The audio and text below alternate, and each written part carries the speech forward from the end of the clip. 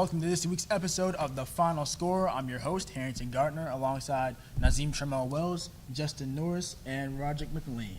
All right, so let's get started with today's first topic. Antonio Brown, also known as Mr. Big Chest, is headed to the black hole. Antonio Brown just got traded from the Pittsburgh Steelers for a third and fifth round pick, so now he will be a member of the Oakland Raiders. So guys, I want to ask you, what do you think about this trade for the Oakland Raiders getting Antonio Brown, and how does it work for the Steelers? They got a third and fifth round pick, but they just lost the best receiver in the NFL. Well, honestly, me personally, I'm happy for AB. I'm glad he got out of that sticky situation in Pittsburgh because he felt underappreciated and he felt like most of the blame was being put on him, and I felt like some of that was unjust. But also, he's going to a new Oakland Raiders team, which is soon to be moving to Las Vegas, with a quarterback in Derek Carr, and also with some young assets and young players that are coming along. So yes, it's a boom or bust move on the Raiders' part, but I like this for the advancement of their process. But I also don't like this for the Steelers. I felt like they got robbed, and I felt like they got complacent and were in a very big rush to trade AB away. Yeah, I agree with you. I feel like the Patriots gave them a better deal. They should have went with that. But I understand where they're coming from. You don't want to give AB to the Patriots so they can win again. But I like AB to the Raiders. He had 15 touchdowns, career high. I feel like I don't know if they can win the division because that division is hard. You know, they got the Chiefs, the Chargers. So I don't know what they could do.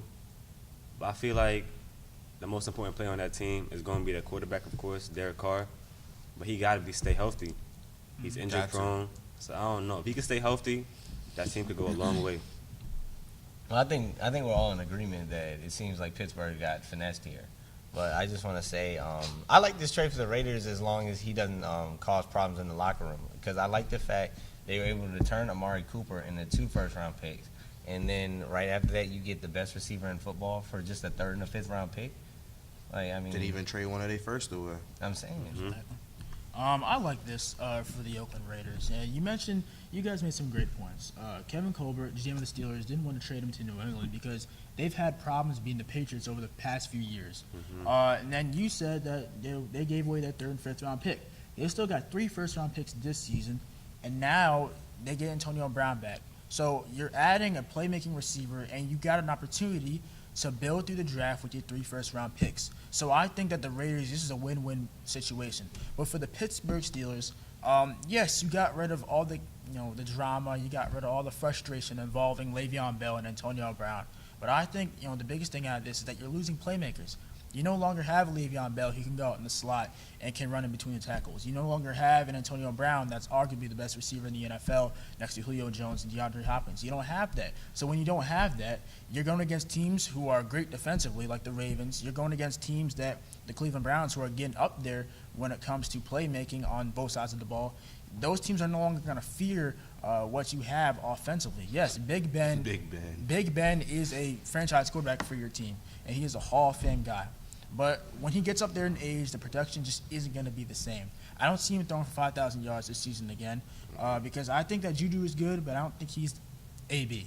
I don't think that James Washington is AB. I don't think that Eli Rogers is AB, right? So when I take a look at that, I think losing Antonio Brown, losing Le'Veon Bell, losing 2 key playmakers in the National Football League is a big problem for this team. I definitely think that's like one of the greatest what ifs. Because I mean, they went from having one of the best offenses, for the past 5-6 years, with Le'Veon and AB, and now they're about to lose both of them. Yeah, I mean, you could say it's a big what if for the Raiders too. What if AB is going to mesh in the locker room? It's either he's going to be the guy that they need to propel them forward, or he's going to be the guy that sets them back. Because AB, he's a good guy, but his character. He's a very charismatic guy, and he's gonna be in Las Vegas, like you said. What happens in Vegas stays in Vegas. So hopefully he's that leader that they need in the locker room to propel them forward. All right. So heading on into our next topic, Los Angeles Lakers are struggling, and right now they sit 11th in the Western Conference at 30-36. So, guys, with all the struggles that's going on in LA, they have another losing season. But this time, the king is in town, and they're not winning any ball games. What seems to be the issue? All right, before we get into the Lakers, I just want to start out by formally congratulating LeBron James for becoming the 4th all-time leading scorer in the history of the NBA. With that being said, I do want to say that this season really comes down to the poor off-season signings and LeBron's Christmas Day injury, because when at the time of his injury, they were the 4th seed in the West. You know, they were going to have home court the first round, and we've seen what LeBron can do as the 4th seed. I mean, he can get all the way to the finals as the 4th seed. I'm not saying he would have done that, obviously, in the same conference as the Warriors, but they were in position to make the playoffs before he got hurt. All right. That's all I'm saying. Look, the Lakers stink. They're not good. And I think that this is a setback. This is honestly a setback. This is no learning curve or, growing pains for this team. This team was supposed to be in the playoffs. Absolutely. I mean, yes, LeBron got hurt, but there's so many different questions you can ask about this Laker team.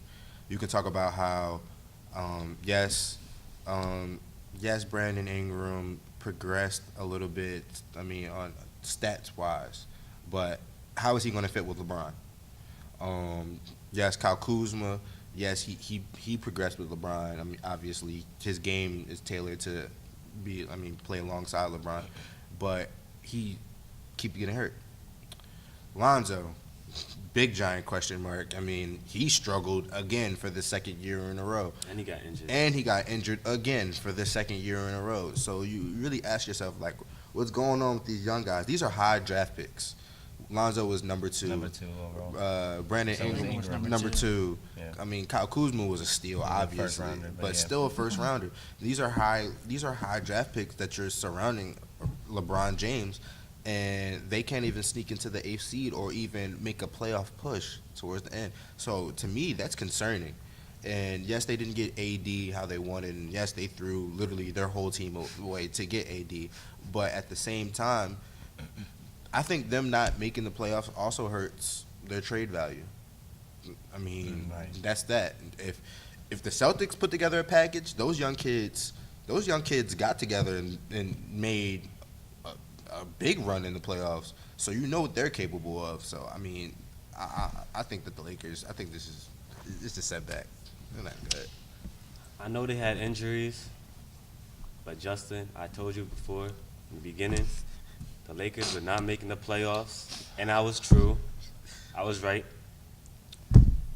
This roster that Magic made, was not good from the jump. Yeah. If you think about the past, all of LeBron's teams always had shooting or a consistent shooter around them. Or another consistent scorer. Oh, yeah, exactly. You're right. This team has none of that. I'll tell you one thing, though. It's not done for the Lakers. This season is done. But I feel like they don't need a superstar. They just need an all-star. Like maybe a Mike Conley, a guard that could score, facilitate. Because Yeah, he needs a Rondo's not a scoring scorer. Mike Conley could play. So I feel like getting an all-star, not a superstar, an all-star could help LeBron. Well, I think it's given that they need an all-star, whether it's an Anthony Davis or Mike Conley, or there's a lot of players in the free agency pool this year that can get Klay Thompson. Maybe they can try to steal Yeah, from Golden shooters. State. They need They a need max. guys that they can get. But in terms of centering the blame, I just think it's the whole thing. Players that they have that they've invested in over the past few years haven't been the greatest. Lonzo, Brandon Ingram, Lance Kuzma's good. Stevenson. All of them I'm haven't been saying. the greatest. Michael Beasley. And Michael also the free Beasley, agent aight, signings. but Lance He's in Stevenson. China now. He's in not China, even- he's bro. not He didn't even last yeah, the he's season. in China. Aight, I'm talking He's about never lasted on a roster. Lance Never. Stevenson. You know that wasn't gonna work. The Michael free agent Beasley. signings have not been the best, Yeah. and I blame that on KCP. Magic Johnson and Rob Pelinka. Yes, we credit Magic Johnson for bringing LeBron to LA. Right. What are you going to do after that? You've got to go out and you got to get other pieces to help LeBron James, because at the end of the day, no one's going to look at all the hype revolving LeBron James. People want to see you win. So people aren't doing that. The Lakers aren't doing that, and I think that plays a big factor into why everybody's frustrated. But moving into our next and final topic, the legal tampering period begins today in the NFL. So teams are allowed to start talking to players' agents and start exploring about what contracts they want to sign heading into the free agency period. So now that this is starting, what signings do you guys think is beneficial to a certain team, and also what signing do you think should help a certain team going forward? So far, I like Trent Brown to the Raiders. Like I said before, Derek Carr needs protection. He always getting injured every time I see a Raiders game. And especially from the blind side, that's where he gets hit the most. So I feel like that's perfect, 4 years, and he's a good player. But I'm scared for next season with my Saints, believe it or not.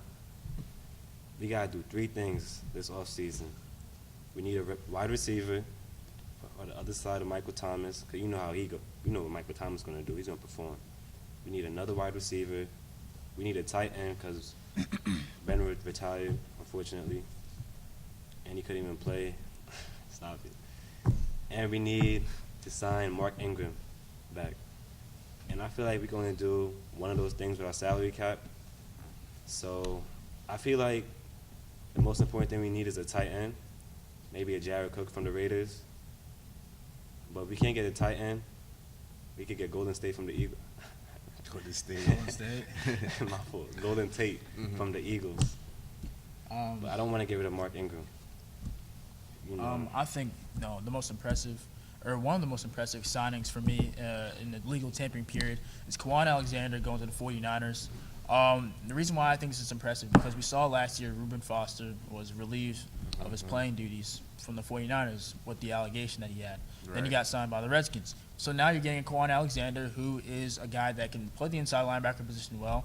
And he's also setting the market pretty high for other inside linebackers in the league, like C.J. Mosley and K.J. Wright. So I think that everything is going full circle, and I think that that this signing is really an improvement for the 49ers and sets the market high for inside linebackers in the league. All right. But with that coming to a conclusion, we want to thank you guys for watching. For the host, Hampton Gartner, Nazim Trimmer-Wells, Justin Norris, and Roger McLean, we want to say so long to you guys. And if you guys have any other topics you want to discuss, leave the comments in the comment section below. Thank you, guys.